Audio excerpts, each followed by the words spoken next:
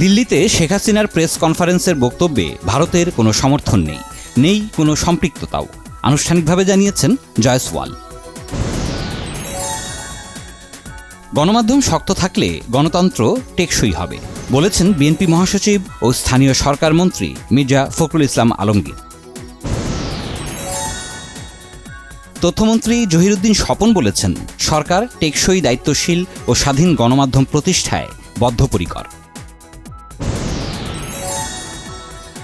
জামায়াতের আমির ডাক্তার শফিকুর রহমান বলেছেন, দল ভারী করতে আওয়ামী লীগকে রাজনীতি করতে দেওয়া উচিত হবে না। গণহত্যা ও মানবতাবিরোধী অপরাধে অভিযুক্তদের কোনো অনুশোচনা নেই, তাদের রাজনীতি বাংলাদেশের মানুষ কখনো গ্রহণ করবে না বলেছেন স্বরাষ্ট্রমন্ত্রী সালাহউদ্দিন আহমদ। আইন, বিচার ও সংসদ বিষয়ক মন্ত্রী মোহাম্মদ আসাদুজ্জামান বলেছেন, তিনি চান শেখ হাসিনা দেশে ফিরুন, দেশের আইনের পথ ধরে হাঁটুন।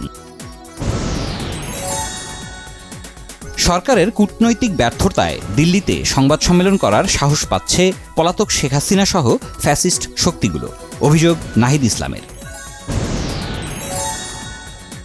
আগস্টের শেষ নাগাদ চালু হচ্ছে প্রবাসী কার্ড, জানিয়েছেন বৈদেশিক কর্মসংস্থান প্রতিমন্ত্রী নুরুল হক নূর। প্রবাসীদের ন্যূনতম বেতন 20,000 টাকা নির্ধারণের দাবি। ঢাকা সিলেট মহাসড়কের ওসমানীনগরের দয়ামির বাজার এলাকায় দুটি যাত্রীবাহী বাসের মুখোমুখি সংঘর্ষে 9 জন নিহত।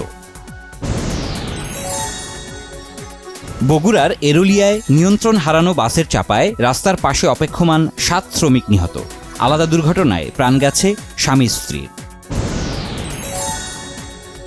রাজধানীতে কাটছে গ্যাস সংকটের তীব্রতা, কমছে ফিলিং স্টেশনে দীর্ঘ লাইনের ভোগান্তি। নিত্যপণ্যের বাজারে চলছে দাম বাড়া কমার খেলা, মুরগি ও ডিমের দামে বাড়তি চাপ, কেজিতে 20 টাকা পর্যন্ত বেড়েছে ব্রয়লার ও সোনালী মুরগির দাম। শুক্রবার ছুটির দিনে জুলাই জাদুঘরে ছিল দর্শনার্থীদের উপচে পড়া ভিড়। ফ্যাসিবাদী দুঃশাসনের ইতিহাস, গুরুত্বপূর্ণ নথি প্রদর্শিত হচ্ছে। মেহেরপুরের গাংনী সীমান্তে নারী পুরুষ সহ 5 জনকে পুশিনের চেষ্টা বিএসএফের, রুখে দিয়েছে বিজিবি।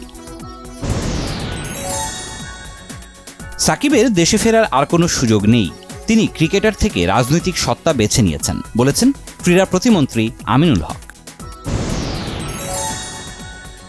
নিরাপত্তা সহযোগিতা আরও জোরদার করতে সৌদি আরব, পাকিস্তান ও তুরস্কের মধ্যে যৌথ প্রতিরক্ষা চুক্তি সই। যুক্তরাষ্ট্রে জন্ম নেওয়া শিশুদের নাগরিকত্ব পাওয়ার অধিকার সীমিত করতে নতুন 2টি নির্বাহী আদেশে সই করেছেন ডোনাল্ড ট্রাম্প। থাইল্যান্ডের নন্থাবুরি প্রদেশের একটি স্কুলে বন্দুক হামলায় নিহত 7, মাথায় গুলি করে হামলাকারীর আত্মহত্যা। অস্ট্রেলিয়ার বিপক্ষে একমাত্র প্রস্তুতি ম্যাচে ব্যাকফুটে বাংলাদেশ। ক্রিকেট অস্ট্রেলিয়া একাদশের বিপক্ষে দ্বিতীয় দিন শেষে 76 রানে পিছিয়ে টাইগাররা। 75তম মিস ওয়ার্ল্ডে বাংলাদেশের প্রতিনিধিত্ব করতে শনিবার ভিয়েতনাম যাচ্ছেন সামানজার। বিশ্ব মঞ্চে নিজেকে আত্মবিশ্বাসের সঙ্গে মেলে ধরতে চান তিনি।